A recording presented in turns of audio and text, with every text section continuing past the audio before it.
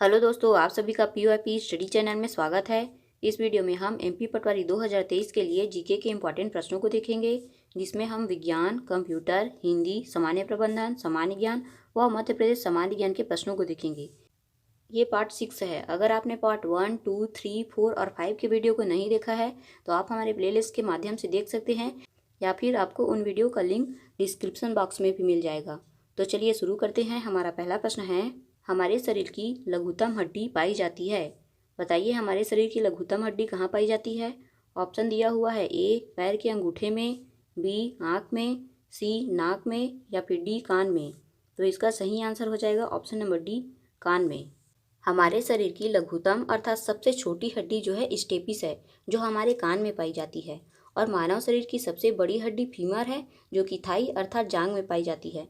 इसके साथ ही आपको कुछ इंपॉर्टेंट फैक्ट भी याद रखने हैं। चलिए उनको भी देख लेते हैं।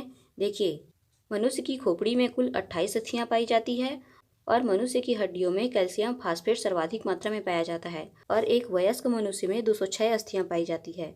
और मनुष्य के शरीर में रिब्स अर्थात पसलियों की कुल संख्या 12 जोड़ी अर्थात 24 होती है। तो ये सभी पॉइंट जो है बहुत ही इंपॉर्टेंट है। तो चलिए अगला प्रश्न है, प्रथम विश्व युद्ध के दौरान निम्नलिखित में से किसका उपयोग किया गया था। Option A lewisite, option B mustard gas, option C methyl cyanide, या फिर ऑप्शन डी फास्जिन। इसका सही आंसर हो जाएगा option number B, mustard gas. देखिए, प्रथम विश्व युद्ध के दौरान मस्टर्ड गैस का उपयोग किया गया था, और यह एक विषैली गैस होती है, और इसका उपयोग रासायनिक हथियार के रूप में किया गया था। और मस्टर्ड गैस प्राप्त कैसे होता है, तो जब एथिलीन की प्रतिक्रिया सल्फर मोनोक्लोराइड से कराई जाती है तब मस्टर्ड गैस प्राप्त होता है, और इससे जो है सरसों तेल अर्थात मस्टर्ड ऑयल की तरह सुगंध आता है। इसी कारण इसका नाम मस्टर्ड गैस पड़ा। और इसकी वाष्प जो है त्वचा में फफोले पैदा करती है, और साथ ही साथ फेफड़ों को भी अत्यधिक प्रभावित करती है। चलिए अगला प्रश्न है, इंद्रधनुष की रचना किससे होती है। ऑप्शन ए जल की बूंदों द्वारा सूर्य के प्रकाश के अपवर्तन और परावर्तन से, ऑप्शन बी जल की बूंदों द्वारा सूर्य के प्रकाश के अवशोषण से, या फिर ऑप्शन सी जल की बूंदों में से सूर्य के प्रकाश के विसरण से, या फिर ऑप्शन डी जल की बूंदों के आयनन से। बताइए इंद्रधनुष की रचना किससे होती है। तो इसका आंसर हो जाएगा ऑप्शन नंबर ए, जल की बूंदों द्वारा सूर्य के प्रकाश के अपवर्तन और परावर्तन से। देखिए, इंद्रधनुष की रचना जो है जल के बूंदों द्वारा सूर्य के प्रकाश के अपवर्तन तथा परावर्तन के विक्षेपण से होता है। इसमें 7 रंग होते हैं, और यह सूर्य के विपरीत दिशा में होता है। चलिए अगला प्रश्न है, भारत का पहला रामायण कला संग्रहालय कहाँ स्थापित हुआ है। भारत का पहला रामायण कला संग्रहालय कहाँ स्थापित हुआ है, या फिर कहाँ है। तो option A Bilaspur Chhattisgarh, option B Indore Madhya Pradesh, option C Damoh Madhya Pradesh, या फिर ऑप्शन डी ओरछा मध्य प्रदेश। बताइए इसका सही आंसर क्या होगा। इसका सही आंसर होगा option number D, Orchha Madhya प्रदेश। देखिए, भारत का पहला रामायण कला संग्रहालय ओरछा में स्थित है, और इसकी स्थापना 17 अप्रैल 2005 को की गई थी। और यह जो है रामायण काल से संबंधित पारंपरिक कलाओं का यह भारत का ही नहीं बल्कि पूरी दुनिया का जो है संभवतः पहला अनूठा केंद्र है। तो इस क्वेश्चन का सही आंसर हो जाएगा option number D, Orchha Madhya प्रदेश। चलिए अगला प्रश्न है, मध्य प्रदेश के होशंगाबाद जिले का आगर गांव किस खनिज के उत्पादन के लिए प्रसिद्ध है। बताइए आगर गांव कौन से खनिज के उत्पादन के लिए प्रसिद्ध है। ऑप्शन ए सुरमा, option B tungsten, option C सेल खड़ी, या फिर ऑप्शन डी फेलिस्पार। बताइए इसका आंसर क्या हो जाएगा। इसका सही आंसर हो जाएगा ऑप्शन बी, टंगस्टन। टंगस्टन खनिज मध्य प्रदेश में होशंगाबाद जिले के आगर गांव नामक स्थान से प्राप्त होता है। और साथ ही आपको यह भी याद रखना है कि मध्य प्रदेश में सबसे अधिक जो है तांबा बालघाट जिले से प्राप्त होता है। और साथ ही आपको यह भी याद रखना है कि मध्य प्रदेश में सबसे अधिक तांबा जो है बालघाट जिले से प्राप्त होता है। मध्य प्रदेश जो है तांबे के उत्पादन में देश में तीसरे स्थान पे है, और सीमेंट उत्पादन में मध्य प्रदेश भारत में चौथे स्थान पर है। चलिए अगला प्रश्न है, मध्य प्रदेश और उत्तर प्रदेश के बीच एक सीमा बनाने वाली नदी कौन सी है। बताइए मध्य प्रदेश और उत्तर प्रदेश के बीच सीमा बनाने वाली नदी का नाम क्या है। Option A Chambal, option B Jamni, option C Betwa, या फिर ऑप्शन डी गंभीर। बताइए मध्य प्रदेश और उत्तर प्रदेश के बीच सीमा कौन सी नदी बनाती है। तो इसका आंसर हो जाएगा ऑप्शन नंबर बी, जामनी नदी। जामनी नदी जो है मध्य प्रदेश और उत्तर प्रदेश के बीच एक सीमा बनाती है। और ऑप्शन नंबर ए चंबल नदी।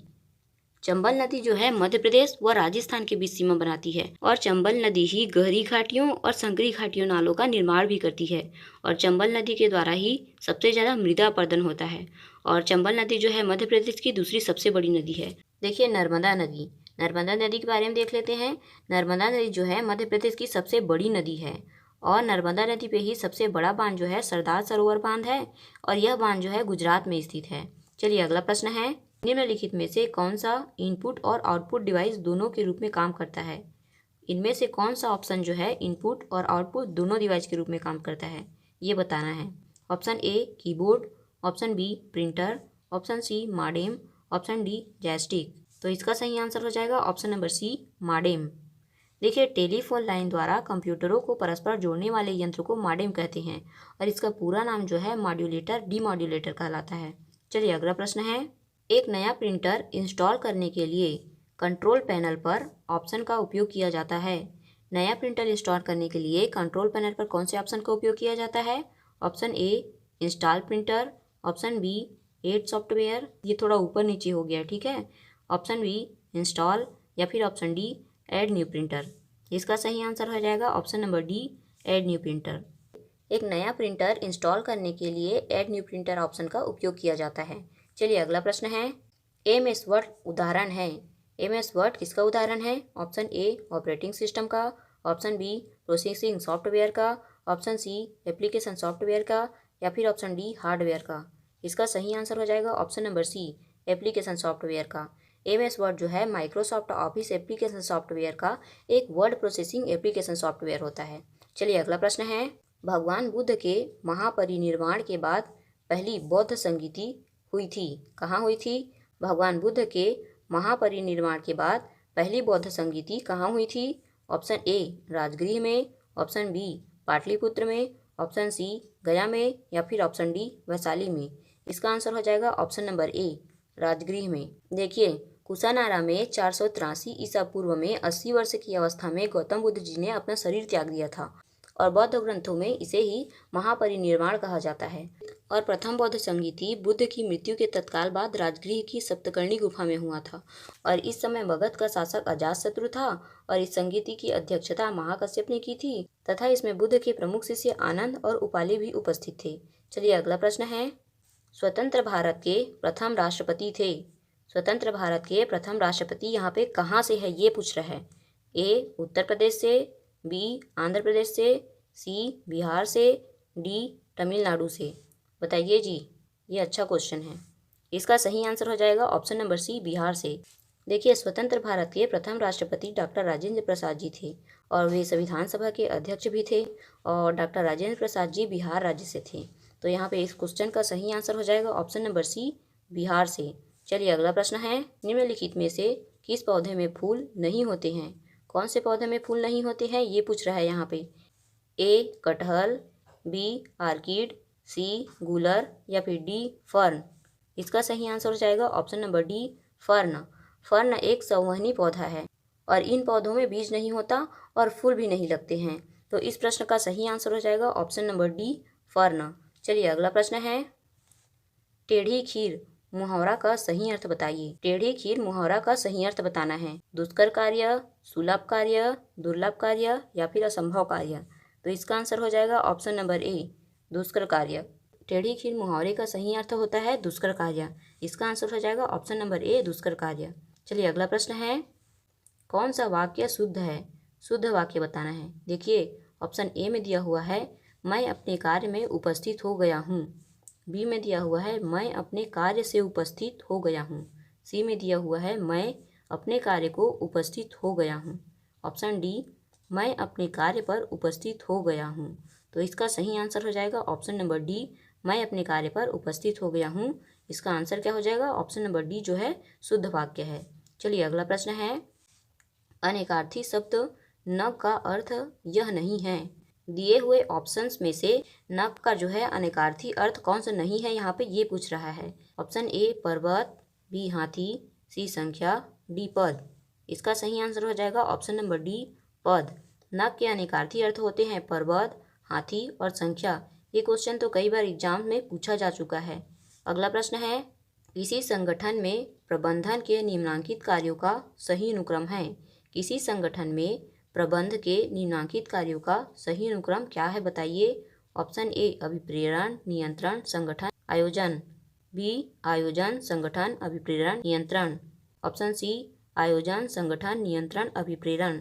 या फिर ऑप्शन डी संगठन, आयोजन, अभिप्रेरण, नियंत्रण। इसका सही आंसर होगा ऑप्शन नंबर बी आयोजन, संगठन, अभिप्रेरण और नियंत्रण। देखिए, किसी भी कार्य को सुचारू रूप से पूर्ण करने के लिए प्रबंधन आवश्यक होता है और प्रबंधन के प्रमुख कार्यों और सहायक कार्यों को हमने पार्ट 3 वाले वीडियो में देखा था।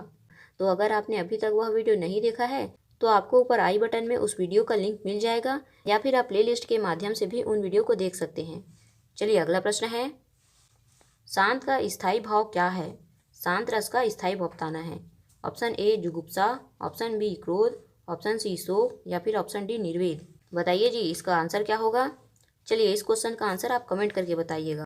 तो इस वीडियो में बस इतना ही, और अगर आपको यह वीडियो अच्छा लगा तो प्लीज़ इसे लाइक ज़रूर कीजिएगा और साथ ही साथ चैनल को सब्सक्राइब भी कर लीजिएगा और साथ ही साथ इस वीडियो को अपने दोस्तों के साथ शेयर जरूर कीजिएगा। Thank you for watching video. धन्यवाद।